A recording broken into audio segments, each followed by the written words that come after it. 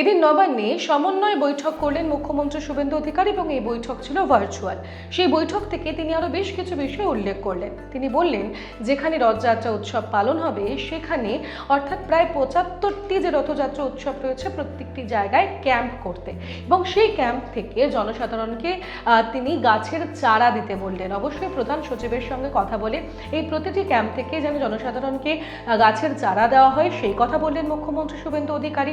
তিনি তার পাশাপাশি বললেন, ইউসি চারা না দিতে সেক্ষেত্রে তা মাটির পক্ষে ক্ষতিকারক। তার পাশাপাশি তিনি আরও বললেন, সমুদ্র তীরবর্তী এলাকায় যে মেলাগুলি হবে সেই মেলাতে নারকেল গাছের চারা দিতে, অর্থাৎ সেক্ষেত্রে প্রকৃতির বিষয়টি লক্ষ্য রেখেই সেই দিকে নজর রেখেই কিন্তু মুখ্যমন্ত্রী শুভেন্দু অধিকারী এই বিষয়গুলি উল্লেখ করলেন। তার পাশাপাশি তিনি বললেন যে ইতিমধ্যেই প্রায় 7,20,00,000 গাছের চারা লাগানোর লক্ষ্যমাত্রা নিয়েছে রাজ্য সরকার। সেই লক্ষ্যমাত্রার দিকে ক্রমাগত এগিয়ে যাচ্ছে রাজ্য সরকার।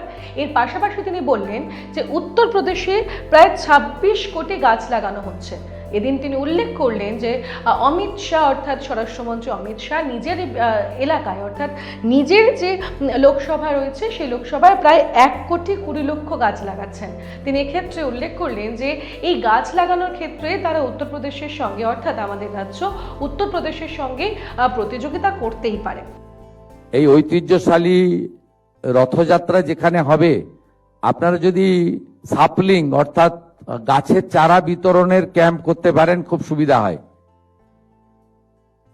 ফরেস্ট মিনিস্টার আছেন না, ফরেস্ট সেক্রেটারি আছেন মনীষ জৈন, আপনারা এই যে আমাদের ৭৫টি বড় রথযাত্রা উৎসবে সরকারিভাবে ক্যাম্প করছে, আপনি সৌমিত্র মোহন মহোদয় মানে প্রধান সচিবের সঙ্গে কথা বলে ওখান থেকে যদি জনসাধারণের উদ্দেশ্যে কিছু চারা বিতরণ করেন, শুধু ইউসি চারা দেবেন না,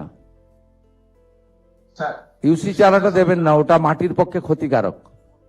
ফল গাছের চারা বিতরণে উৎসাহিত করুন এবং সমুদ্র তীরবর্তী এলাকার মেলাগুলিতে নারকেল গাছের চারা বেশি করে বিতরণ করুন, যেখানে বেশি বজ্রপাত হয়। ব্যাপকভাবে করুন। আমরা তো 7,20,00,000 গাছ লাগাবো ঠিক করেছি। আগামীকাল আমাদের অরণ্য সপ্তাহ শুরু হবে। তা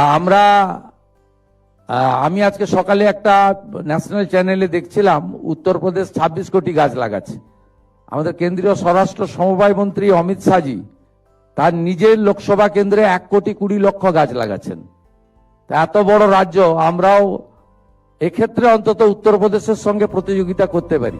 আজকের এই ভার্চুয়াল বৈঠকে যেমন একদিকে তিনি রথযাত্রা নিয়ে একাধিক ঘোষণা করলেন, আর্থিক সহায়তার ঘোষণা করলেন, তার পাশাপাশি তিনি শ্রাবণ মেলার কথা উল্লেখ করে সেক্ষেত্রেও তারকেশ্বর ধামকে কেন্দ্র করে একাধিক বিষয় উল্লেখ করলেন। পুণ্যার্থীদের কথা ভেবে পুষ্পবৃষ্টির কথাও বললেন, বিভিন্ন জায়গায় ক্যাম্প করার কথা বললেন এবং তার পাশাপাশি প্রকৃতির দিকে অর্থাৎ প্রকৃতির সৌন্দর্য, প্রকৃতিকে রক্ষা করার উদ্দেশ্যে গাছ লাগানোর কথা, গাছের চারা জনসাধারণকে দেওয়ার কথা উল্লেখ করলেন।